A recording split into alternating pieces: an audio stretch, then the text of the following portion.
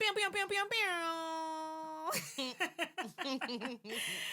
Welcome to episode 7 of the Blood Sisters podcast. Lucky 7. Ooh, Yes. yes.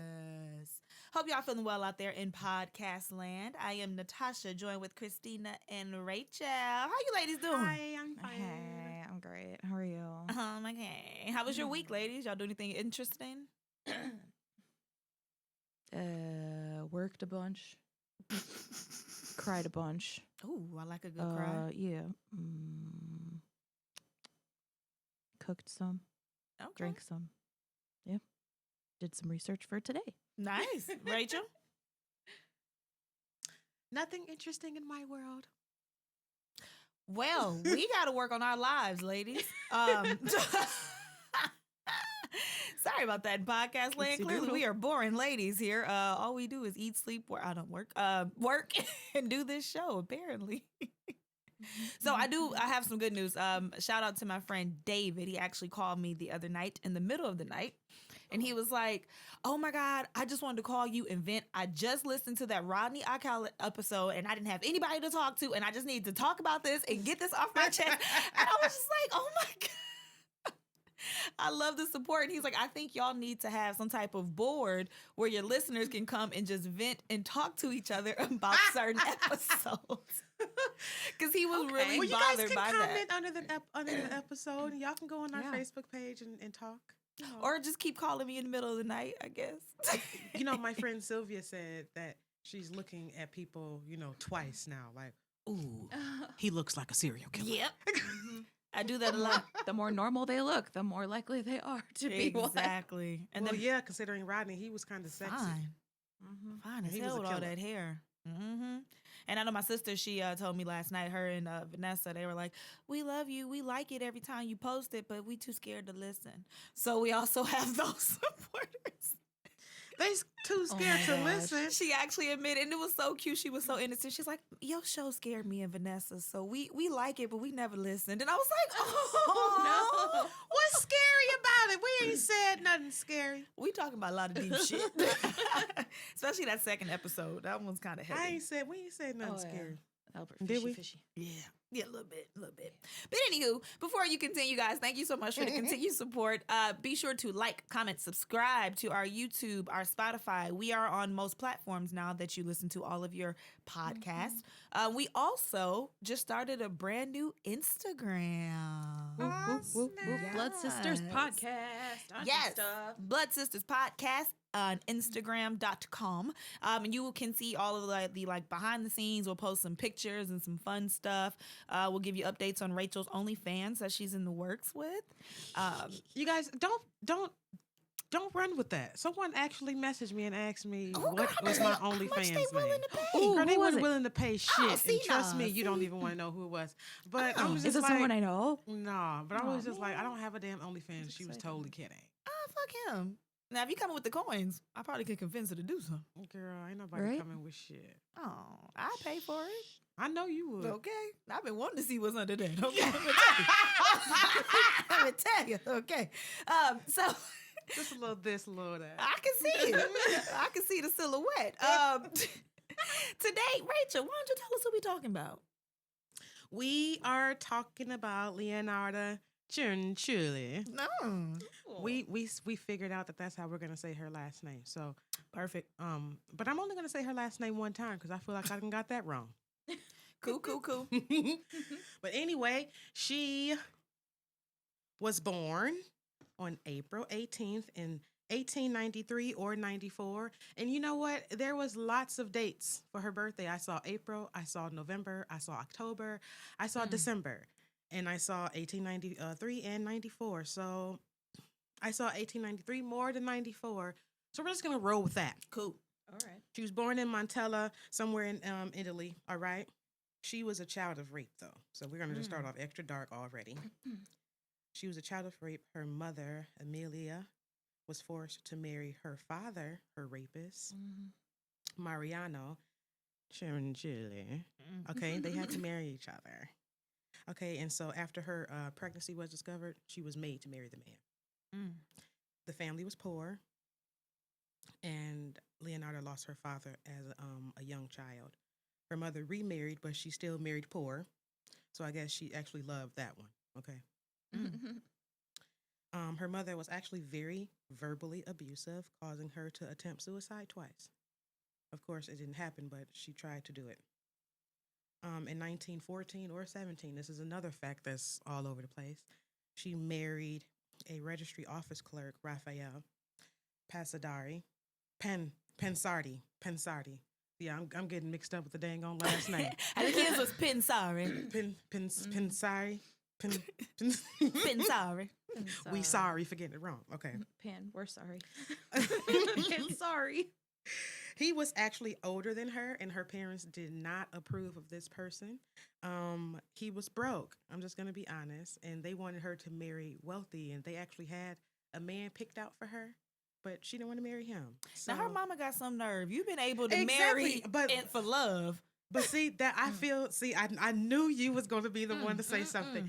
I figured that's why she wanted her to marry wealthy, because she was poor all the time. She had to marry the dang on rapist, and he was poor. And then Right. she married again poor because, well, she probably loved that one for real. So she was probably like, look, don't go down the same path I did. Get you some money. But she She's was probably in it for herself too. I mean, I'm sure that marrying wealthy, he would have also would have helped supported her the out. whole family. Yep. Well, she didn't do that. She married Raphael, okay? And they lived happily ever after. Okay. Oh, did they? But since she married this man, Leonarda like insists that her mother cursed her on this occasion when she married that man. She cursed her in her marriage, and everything went downhill from there. They got married they got married in 1914 or 17, and then in 1921 they moved to Laria Potenza.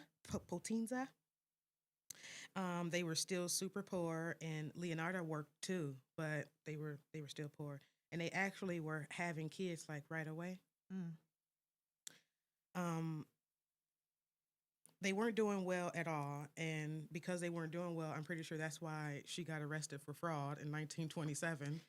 Yeah, I can never find anything that says what Why she did. and what she did, right? Right. But It says just that said fraud. Yes, it says Right. fraud. So I'm assuming like she probably was tired of being poor, probably did something stupid, and well, she got arrested for it. Well, when she got out of prison, okay, they moved to Lacedonia, and they didn't stay there long because their home was destroyed by an earthquake in 1930. Okay, so they got their break when they moved to, how we say this again? Correggio? Co- Correggio. Correggio. Correggio? Y'all like how Christina say it? Say it again, Christina. Correggio.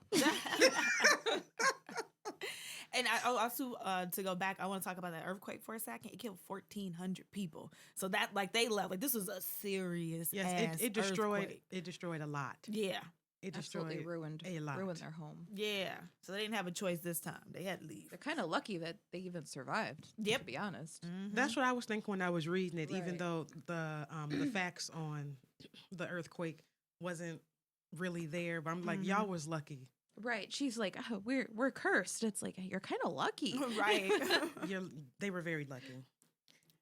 So since they got into that earthquake, the earthquake ruined their house. They had to move. When she moved to where they did move to, she opened up a small soap shop, and she actually had become very popular, well respected, and her neighbors loved her.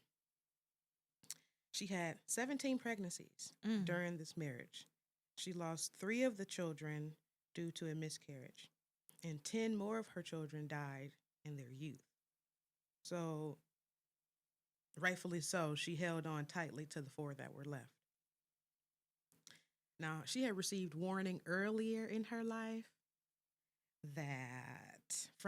she received warning earlier in her life from a fortune teller that she would marry, but all of her children would die at a young age. Mm-hmm. So if this fortune teller was right or not, or if her mother cursed her or not, somebody was right. Okay? I'm Somebody going was to right. Mama cursed her. I am too. I am too. But I think this fortune teller was right, because she married the man knowing what the fortune teller had said, but her mother had cursed her after she married this man. She also is reported that she visited a gypsy. Leonarda was into astrology, and we're into all that too. Like we were palm readings. She's into shit, the astrology, palm readings, fortune telling. Like she was into that. She believed she was very superstitious. This is what the articles say about her.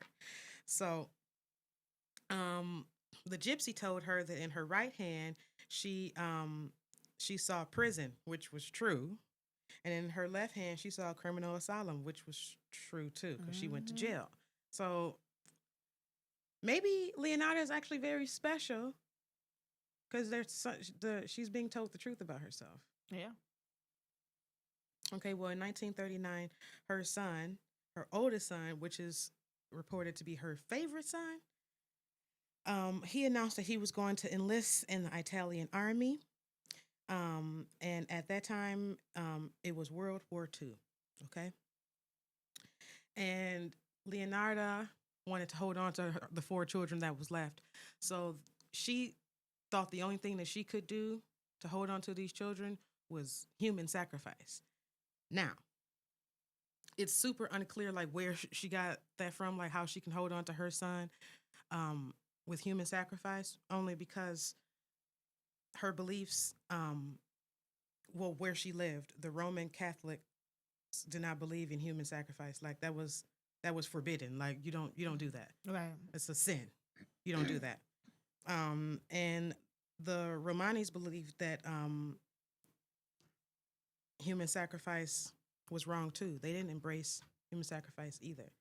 But in Leonarda's defense, she suffered from anxiety and depression. I mean, she had 3 miscarriages. 10 of her children died at a young age. So she actually got to see these children live, and then they died.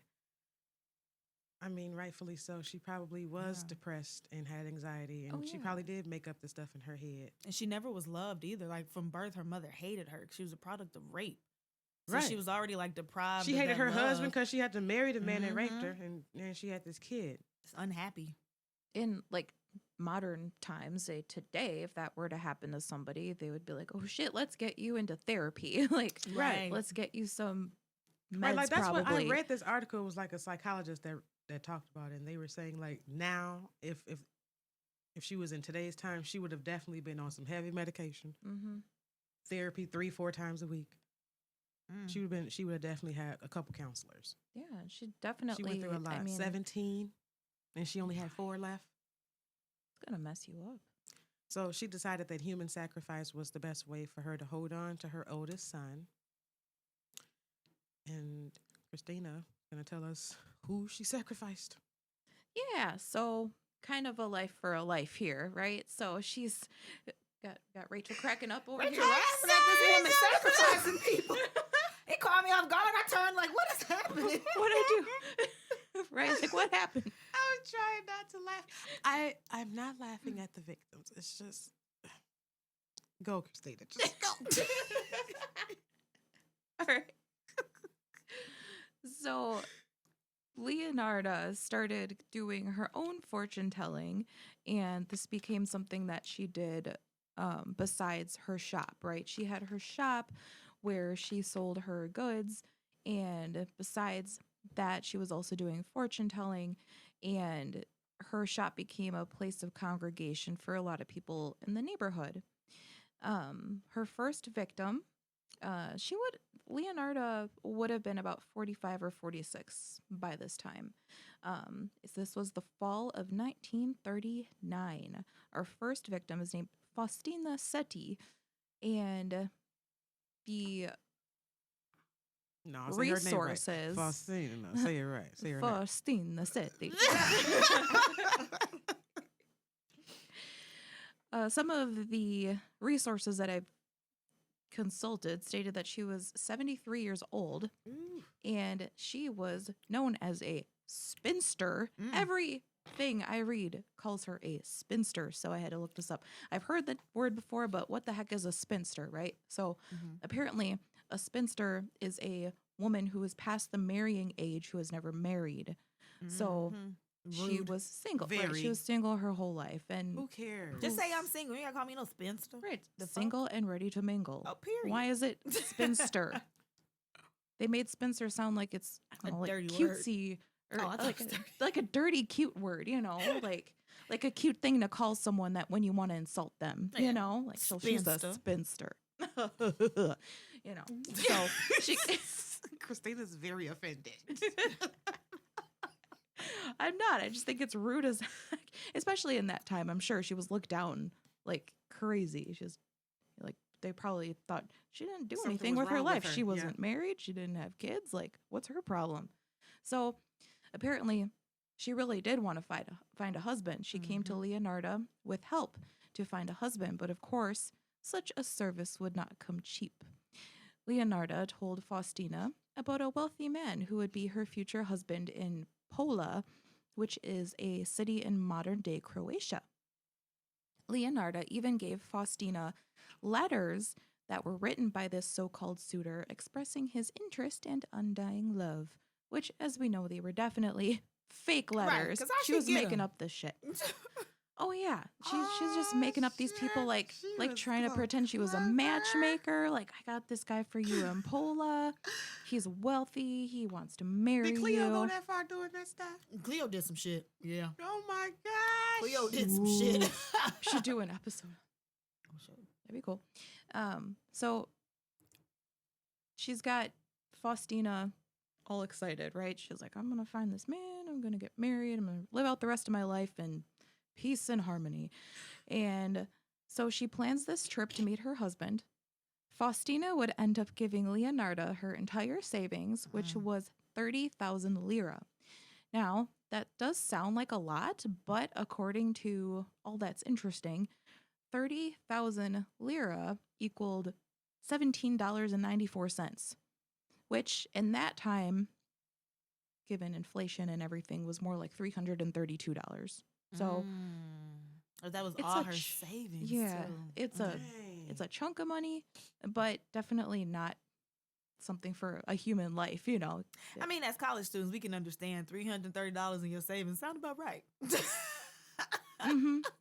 That's She true. took her little $17. Heifer.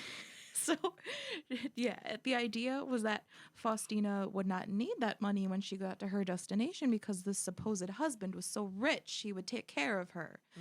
She told Faustina to write letters to her family and friends saying that all is well, she's doing great and has no intentions to return home, which were to be mailed after she reached her destination. Of course, we know that this would be an attempt, to trick friends and family into refraining from looking for her. Right. So, Faustina, she's pumped. She goes to the salon. She gets her gray hair dyed blonde. Okay. Right. And then Blondes have more. Faustina came through fine. She said, fuck y'all. I got a married husband. she's like, I'm a spinster now. I'm a blonde spinster. Okay. Spinster, take that. So she goes to visit Leonarda one last time before taking off on her new adventure. And Leonarda offers her a glass of wine as a celebration drink. Faustina happily accepts, and they have the wine together. But little does Faustina know that wine has been drugged. Faustina is feeling strange and starts to pass out. It is while Faustina loses consciousness that Leonarda takes a hatchet and starts hacking away at Faustina's body. Leonarda does not want her children to see the aftermath of this, so she takes Faustina's body and places it into a closet overnight, later on cutting her up into 9 pieces. Wow. Leonarda has a plan, so these 9 pieces are placed into a large kettle. And the following quote from Leonarda explains what happens next. I threw the pieces into a pot, added 7 kilos of caustic soda, which I had bought to make soap, and stirred the mixture until the pieces dissolved in a thick, dark mush that I poured into several buckets and emptied in a nearby septic tank. As for the blood in the basin, I waited until it had coagulated, dried it in the oven, ground it, and mixed it with flour, sugar, chocolate, milk, and eggs, as well as a bit of margarine, kneading all the ingredients together. I made lots of crunchy tea cakes and served them to the ladies who came to visit, although Giuseppe and I also ate them. Ooh. Ooh. Wow. So why the other kids didn't get to eat no tea cakes? Why are you just giving them to Giuseppe? Giuseppe's He's the favorite. He's the favorite. But we still like cake though. And you got Right. enough to give them to the ladies coming That's by us. just for We're tea and we're shit. we're the other three kids that we're not paid Right. attention to. That's us. We're like, what about us? Where's our cake? I want some human tea cakes too. Like the fuck? I want to see what it tastes like. I mean, my mama made them. Let me try it. My mama made him. Of course, Leonarda was a smart businesswoman. Having been running a successful business for a few years now, she knew how to make a deal and decided that one murder wasn't enough to secure the safety of her son. It was then that she started hatching a plan for her next victim. She's like, might as well keep going. Make sure that Giuseppe doesn't die. I think at this point it had nothing to do with Giuseppe. She's She just just liked enjoying murder. it. Yeah, Yeah. she was like, She's just I making like it up. this first one. Yeah. She started enjoying herself. Well, And you said human sacrifice, not humans. Humans. You Supposed said- to be a we life said for a life. Human sacrifice, right. Mhm. Less than a year later, in September of 1940, Francesca Soavi, I tried, who was a 55-year-old woman, came to Leonarda in a time of need. Just like the previous victim, Leonarda kind of knew how to identify whatever the victims were missing in their life, and she claimed that she could help them get whatever they so desired. Well, so this is how she was able to reel them in, give them some tea cakes, and let them know that everything would be okay, and then she would make them another victim. Francesca was feeling depressed, and Leonarda actually built a friendship with her and gave her readings. She eventually told Francesca that there was a job waiting for her at an all-girls school in Placenza, but with a Z. Got it. Placenza. Leonarda starts to go through the same process as she did with Faustina, so she's telling Francesca to write letters to her friends and family, stating that she's safe and she's doing well. Francesca obliges and give her what money she has as well. She is going through the same process, getting ready to leave for her new life. Leonarda offers her a glass of drugged wine, and she proceeds to hack away at Francesca's unconscious body. The different thing about this murder, though, is that she ends up making more than just the tea cakes. So I read in a couple different articles that she made soap out of this second victim. I also read that she didn't start making soap until the third victim. But what I've also read, the second victim, that was when she started boiling the body parts. The second time she noticed that a lot of fat raised to the top of the pot, and so she decided to use that fat to make soap. Yep. She mixed it with cologne and caustic soda to make the bars, and she also made candles. Shortly after Francesca goes missing, her friends and family come to see Leonarda and state that they're very worried about her. Leonarda goes ahead and turns on her charm, sits them down, and has them try some tea cakes. She tells everyone that Francesca's doing just fine, she's in a great place, and sends them on their way with some soaps. Damn, they went home and washed up with their friend. So she fed them, their family member. Probably. Ooh, Leonarda. And gave him a party gift of some soap. And then gave them some soap too. Francesca soap. Ooh, we can have a does Francesca sound soap nice. company. Right. Blood Sister soap coming to you 2021. Do it. Oh my gosh. So She's so evil.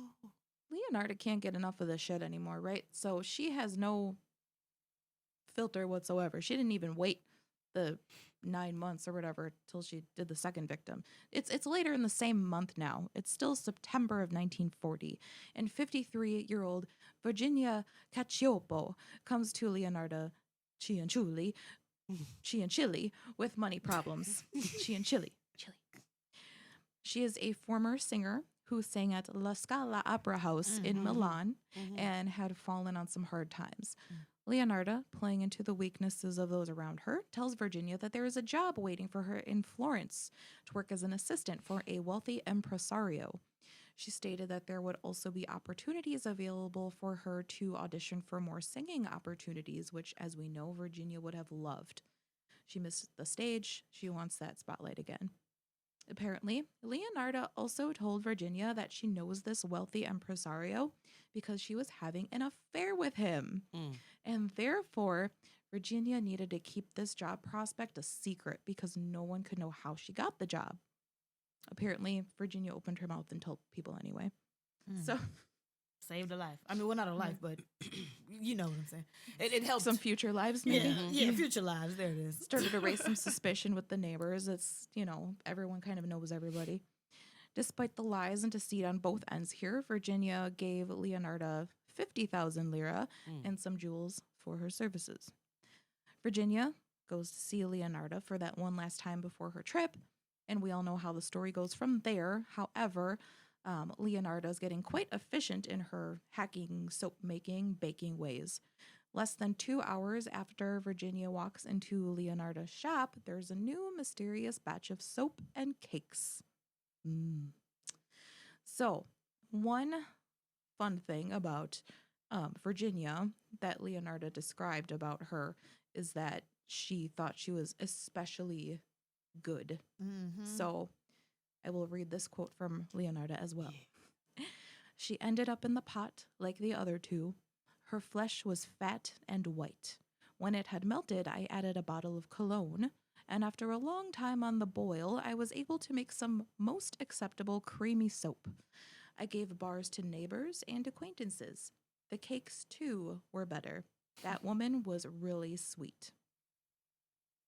Yeah. Let that sink in. So I wonder if it's because she was a thicker gal that the cakes tasted a little sweeter. So her next victim would have probably been more thicker gals. Right, she 'Cause like the probably way they would have. taste. Yeah, she would have preyed on the thicker ladies. Or maybe the pot was seasoned from the other two. Maybe. I hope she cleaned it out. I mean, I'm just saying, Leonardo on some bullshit. That's true. She did use the same pot for them, though. Yeah, The it's pot was kinda like seasoned with human people pot. flesh. People Yeah. pot. People pot. Yeah. Later, Leonarda would also admit that any bones acquired in the murders were wrapped in paper, and she gave them to Giuseppe and asked him to throw them in the river, which is exactly what he did without question, and apparently he was not aware of what they were. She just kind of gave him these packages and was like, can you throw these in the river for me? And he was like, okay. Because whenever our parents give us anything, we be nosy as hell. Like, what's Yeah, this? what is Right. this? Yeah. He looked. He There's seen no it. way. There's no way I would have been like, okay, sure. I'm like, what are you hiding? And that Yeah, had they to throw be a in the lot river. of, well, that was a lot of bones. There's 3 bodies. Imagine him with like a And you huge didn't- you didn't sack question full of nothing, Giuseppe? bones. Walk You into didn't that question river. nothing, Giuseppe. You jive turkey. Yes, you did. He looked in that Giuseppe. package. So, with all of this new money having been acquired, Leonardo starts spending that money more frivolously, and neighbors started to get suspicious, including Virginia's sister-in-law. And so begins the story of how Leonardo's squeaky clean adventures come to an end. So Leonarda, her other victims, the first two, they had family members, but not really family members that like were willing to kind of go all out. Like, no, I need to know every update from my family. Virginia, her third victim, the sister-in-law, like you said, she was worried. She wanted answers. She wasn't going to go away easily. So she started asking around town. And that's where the people told her, like, yeah, we last seen her going into Leonarda's spot. Like, check with Leonarda. So she reached out to the superintendent of police right away. And she like, hey, Leonarda was the last person to see my sister. She been spending all this money. She living a good old life. Like, something ain't right. So the police go to get Leonarda right away. They arrest her. Now, once she's in custody, she wasn't really as quick to confess. But once they arrested her son, they was like, we gonna get Giuseppe because we think he was an accomplice. That's when she was like, wait a minute. Giuseppe ain't had nothing to do with it. I admit it. I did it all on my own. So then she started giving like these actual accounts. Like, I did it. This is how I did it from step A, B, C, because you ain't finna arrest my baby. That's my baby boy. I'm trying to save his life. So I'm going to admit to everything, right?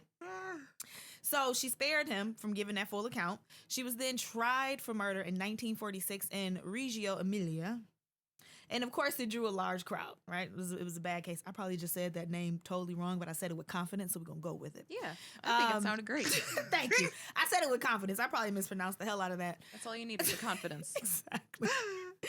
So she appeared to be very calm and cold while on the stands, and she did not really care about describing in detail her heinous crimes. So she even corrected the prosecutor when he got information wrong. It was kind of as if she was a little proud of her crimes. Like she was just like, no, correction. This is what I did. Okay. My recipe goes like this. Right. If you're gonna quote some shit, let me tell you exactly what I did. So in her mind, she thought she was saving her son. So these women had to die. A paragraph I grabbed right from murderpedia.org. It said at her trial in Reggio Emilia last week, POTUS Leonarda, we looked that up and found out POTUS means poet, gripped the witness stand rail with oddly delicate hands and calmly set the prosecutor right on certain details. Her deep-set eyes gleamed with a wild inner pride as she concluded, I gave the copper ladle, which I used to skim the fat off the kettles, to my country, which was badly in need of metal during the last days of the war. So she so kindly donated the copper ladle that she used to skim the human fat to the country to help with the war because they needed metal. Well, ain't she a saint? Exactly. So, Girl, bye. in her mind, she like, I did this for my son, and I also helped y'all because I gave y'all helped y'all metal, too, right? Okay? For my country. She's funny. She's funny. At this point, everything's justified to her. So she, of course, was found guilty and sentenced to 30 years in prison. That's it. And 3 years in an asylum. So while she was in the asylum, she actually made an official 700-page memoir titled An Embittered Soul's Confession. I like that title, though. But I seen it. I seen it somewhere else.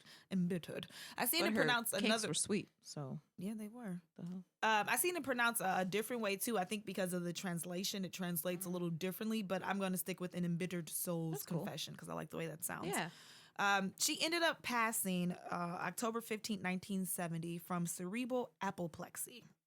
It's like a brain hemorrhage. I looked that up. Apoplexy. Yep, I said that right. And she was 76 years old. So that was 6 years before her first potential parole she ended up passing. She could have possibly been paroled. And as we know back then, they were really lenient with women murderers. So she possibly would have gotten out if she made it another 6 years. They probably been like, girl, just go home. You good. You served your time. Her body was returned to her family, and many of the tools that she used to dismember and cook her victims, like the pot they were boiled in and the axe that she used to chop them up, they are now on display at the Criminological Museum in Rome. So, of course, her murders have inspired a few plays and films and stuff. I tried hard, like I was telling ladies earlier, to find a copy of her memoir, and I couldn't find it. Because over 700 pages, I know there was some good shit in there. So I'm saying when we find it, we should do another book club. I heard it's in episode. Italian though.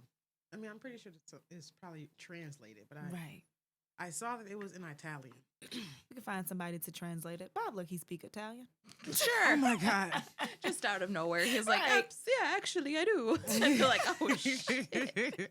All right, Bob. And that, ladies and gentlemen, is the story of the fortune-telling cannibal soap maker from Correggio. I cannot believe her.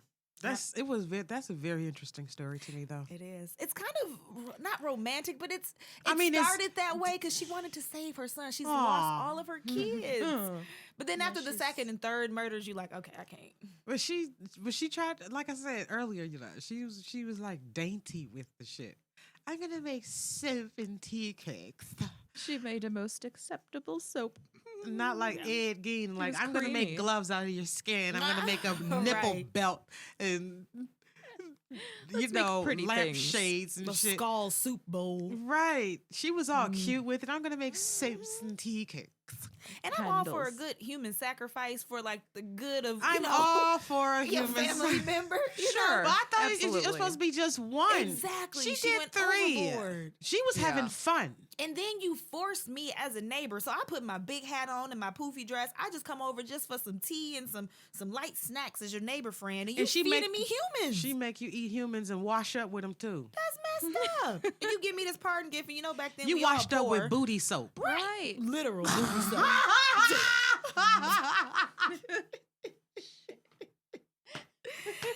Leonarda, she's a good friend. She's a good friend. So Oh. that brings us to this this week's cold-hearted question while Rachel she having a good old laugh. We're going to let Rachel get the booty soap laugh out. That brings us to this week's cold-hearted question of the day. They got nothing to do with booty soap. If I know, I wish we would have done that now. Like, would you wash up with booty soap? If I had a bar of soap in the shape of a booty, would you use it? Made from actual booties. Made from booties. Booty butt fat. Ooh. Would you use it on your booty? I probably would. But so this week's cold-hearted question.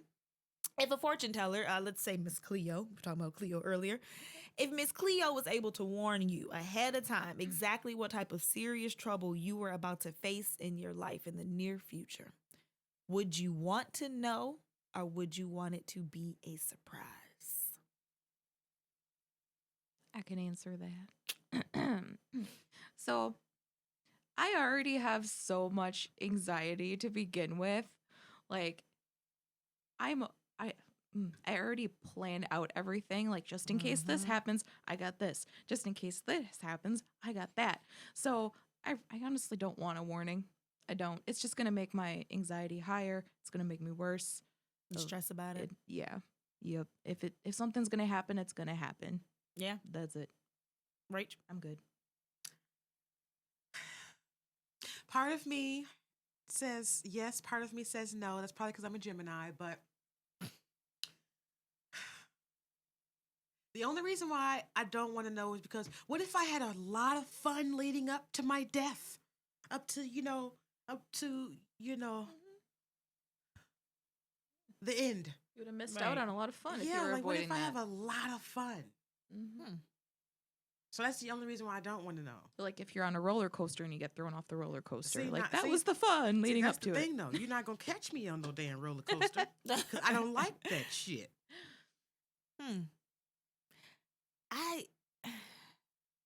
I go either way, too. Only because I do obsess over a lot of things, so I already know. It's like if I know, I'm be walking around like, oh, it's gonna come. Is that it? Oh, what's gonna happen right here? So I wouldn't be able to fully live my life. But I'm also very much so a control freak. I know that about myself. It stresses me the fuck out. Like I'm very controlling on minor things that I would kind of want to know, because it's like at least then I'd know. If I know, like, oh, I only got 3 weeks to live, I'm not going to keep laying on the couch every day feeling sorry for myself. I'm like, okay, get your ass up and go do something. You only got 3 weeks until you die. I don't know. Ask the question. I have no answer for it this week. Yeah, I'm in the in between. I don't know. Yeah. Christina said she don't want to know. Nah, I'm good. I'm such a control freak. I feel like I would want to know.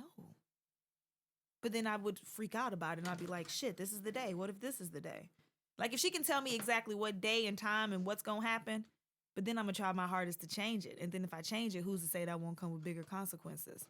Because if you tell me later. Yeah, if you tell me I'm going to die at this day at doing this and I decide I'm not going to do that, then what if I end up dying tomorrow with my mom or something? Because now I done put her in harm's way because I tried to change. You tried to change something. Yeah. Yeah, that's what any movie or show I've watched with time traveling, anytime they tried to go back and change something, they actually made it worse. Yep.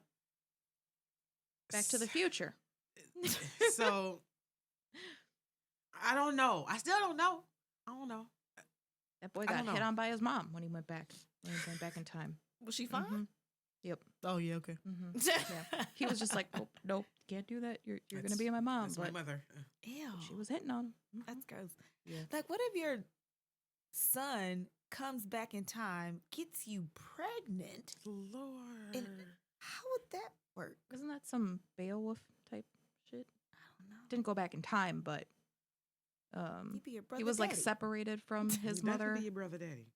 He was separated from his mom, and then he didn't know who she was. Eventually met her later on in life, and Dang. I think that's Beowulf, unless I'm making it up. Oh, Christina making up shit. We'll look it up. I'm not sure if it was Beowulf, but I'll do some research, and I can add it in later. Yeah, we'll post it on our Facebook or our Yeah, Instagram. like it was this one. It was this story. Or shit, if you're familiar with it, let us know. Let us know. Yeah. It's been a while since Christina's been in high school and done her literature reading. She drinks a lot now, so she can't remember. Yeah, she's got memory spots. Lots of wine. A little hazy. Lots of wine. Well, don't forget this week, guys. Answer our cold-hearted question this week and every week. We really want to see your responses. Like, we love to hear from you guys. So answer our cold-hearted question. If someone, a fortune teller, Miss Cleo, was able to tell you your future, would you want to know, and why? All right, ladies and gentlemen, that brings us to the end of another episode. Yay! Thanks for coming. Thanks Be for sure to coming like. by. Yeah. Make sure to like, comment, subscribe. What are we on, Rachel? What platforms we on? We're on a lot of them. Give me two. There's Spotify. There's Apple. Yeah. Google. There's Google. YouTube. Yeah, we're everywhere. Yeah, we're everywhere you can find us. At We're every turn. everywhere, and Bam. you should be there. Period. Okay. And also, don't forget, tell a friend to tell a friend. Also, we have our new Instagram page. What is it? Blood Sisters Podcast. Blood Sisters with the Z. So as always, guys, thank you for listening. I am Natasha Carr with Christina Mata. Rachel Cherie. You got to do it with an Italian accent. Rachel Cherie. Oh, I You like that? I like that. Yeah. That's sexy. Slide off my chair. Rachel Cherie. Flirting with darkness and promoting weird brown girl joy. We love you. Until next We time. love you long time. Bye. peace. Oh, guys, by the way, almost forgot. We have a special treat for you next week. Happy Halloween. Ooh. It's going to be a Blood Sisters Halloween extravaganza. So you make sure that you check out next week's episode. You are going to be excited. You will hear 3. That's right. Not 1, not 2, but 3. Dark, horrible, killing stories That happened on Halloween. that happened on Halloween or around Halloween. I'm going to try to find something on Halloween. It's a lot. It's a lot. That's a lot of stuff out there. Yeah, it's a lot. So even if, we don't cover the story that you want us to cover, there are lots of stories out there.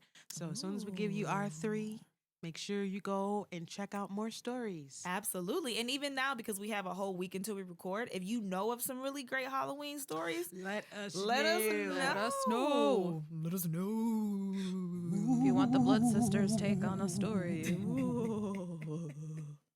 Blood. Peace.